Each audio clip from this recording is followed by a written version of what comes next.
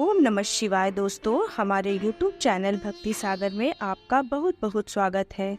दोस्तों, सत्य सनातन का आधार रही है सती सुलोचना जैसी नारियां। दोस्तों, आज हम आपको सती सुलोचना के सातित्व की कहानी सुनाएंगे, जिसको सुनते ही आपके रोंगटे खड़े हो जाएंगे। दोस्तों, सुलोचना वासुकी नाग की पुत्री और लंका के राजा रावण के पुत्र मेघनाद की पत्नी थी। लक्ष्मण के साथ हुए एक भयंकर युद्ध में मेघनाद का वध हुआ। उसके कटे हुए शीश को भगवान श्री राम के शिविर में लाया गया था। अपने पति की मृत्यु का समाचार पाकर सुलोचना ने अपने ससुर रावण से राम के पास जाकर पति का शीश लाने की प्रार्थना की, किंतु रावण इसके लिए तैयार नहीं हुआ। उसने सुलोचना से कहा कि वह स्वयं राम के पास जाकर मेघनाद का शीश ले आए, क्योंकि राम पुरुषोत्तम है, इसीलिए उनके पास जाने में तुम्हें किसी भी प्रकार का भय नहीं करना चाहिए।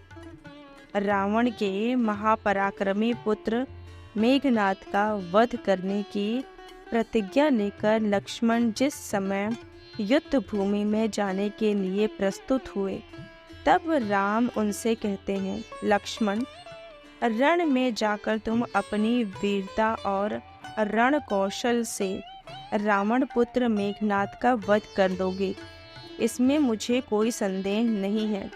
परंतु एक बात का विशेष ध्यान रखना कि मेघनाद का मस्तक भूमि पर किसी भी प्रकार न गिरे, क्योंकि मेघनाद एक नारी व्रत का पालक है और उसकी पत्नी परम पतिव्रता है।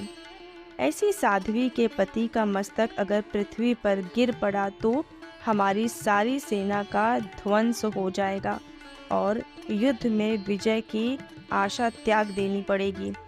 लक्ष्मण अपनी सेना लेकर चल पड़े। समर भूमि में उन्होंने वैसा ही किया।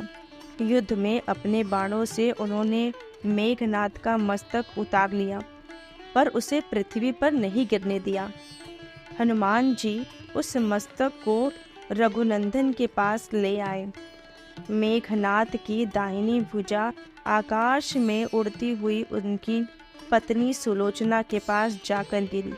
सुलोचना चकित हो गई।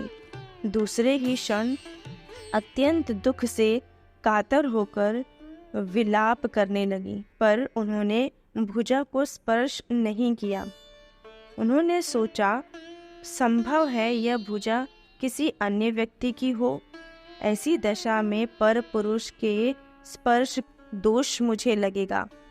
निर्णय करने के लिए उन्होंने भुजा से कहा, यदि तू मेरे स्वामी की भुजा है तो मेरे पतिव्रत की शक्ति से युद्ध का सारा वृतांग लिख दे। भुजा में दासी ने लेखनी पकड़ा दी। भुजा ने यह लिखा, प्राण प्रिय, यह भुजा मेरी ही है। युद्ध भूमि में श्री राम के भाई लक्ष्मण से मेरा युद्ध हुआ। लक्ष्मण ने कई वर्षों से पत्नी, अन्न और निद्रा छोड़ रखी है। वे तेजस्वी तथा समस्त दैवी गुणों से संपन्न हैं। संग्राम में उनके साथ मेरी एक नहीं चली। अंत में उन्हीं के बाणों से विद्ध होने से मेरा प्राणांत हो गया। मेरा शीश श्री राम के पास है। पति की भुजा लिखित पंक्तियां पढ़ते ही सुलोचना व्याकुल हो गई।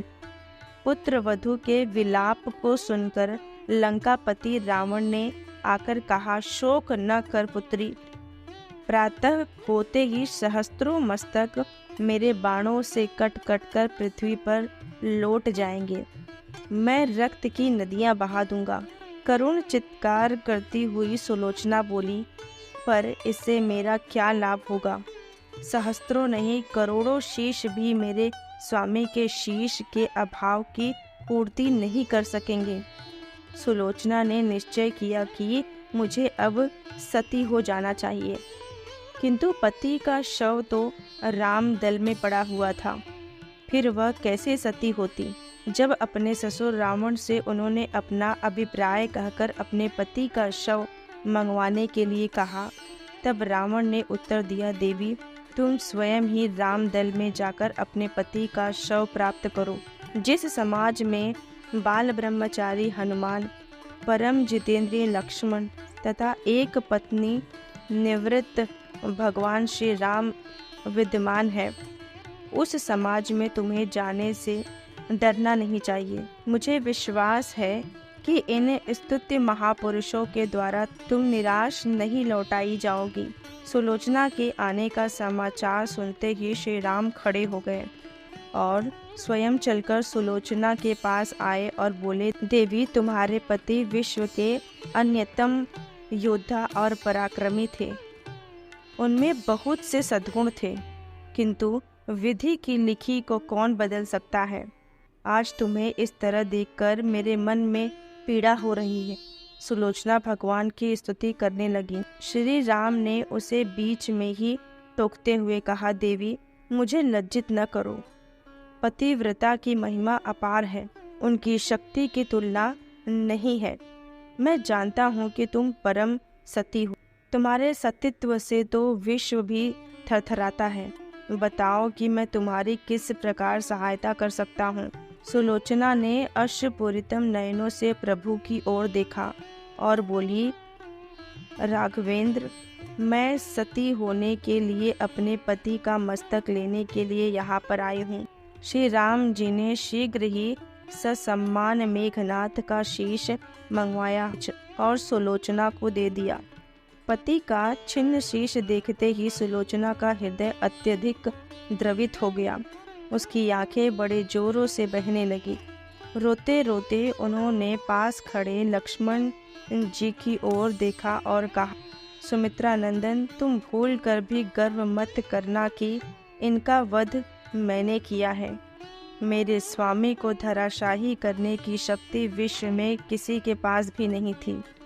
यह तो दो पतिव्रता नारियों का भाग्य था।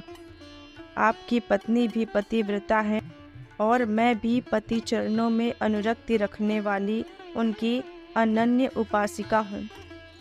पर दुर्भाग्य से मेरे पति पतिव्रता नारी का अपहरण करने वाले पिता का अन्न खाते थे और उन्हीं के लिए युद्ध में उतरे थे। इसी से मेरे जीवन धन परलोक सिधारे। सभी योद्धा सुलोचना को राम शिविर में देखकर चकित थे।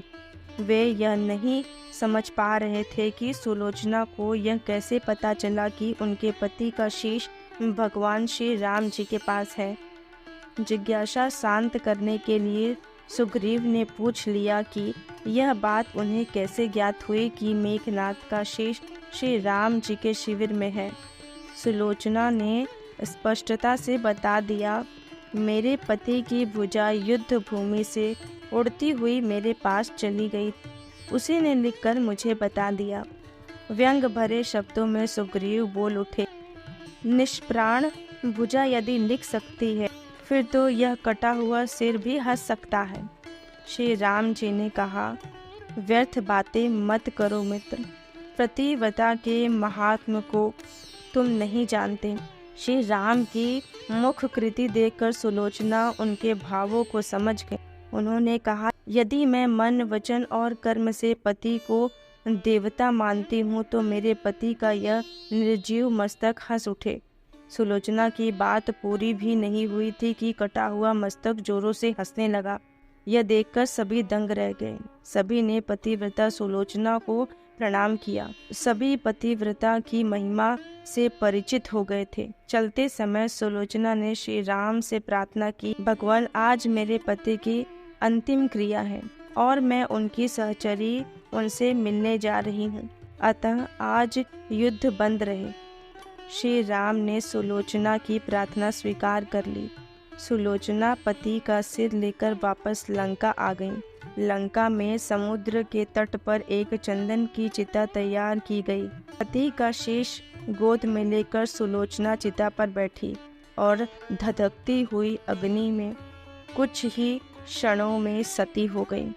दोस्तों, आपको अगर ये कहानी अच्छी लगी हो तो कमेंट में जय श्री राम ज़रूर लिखिएगा और मेरे चैनल को सब्सक्राइब कर लीजिएगा और नोटिफिकेशन को ऑन कर लीजिएगा ताकि ऐसे ही दिल को छू जाने वाली कहानी आप तक सबसे पहले पहुँचे। और मेरी वीडियो देखने के लिए आपका बहुत बहुत धन्यवाद।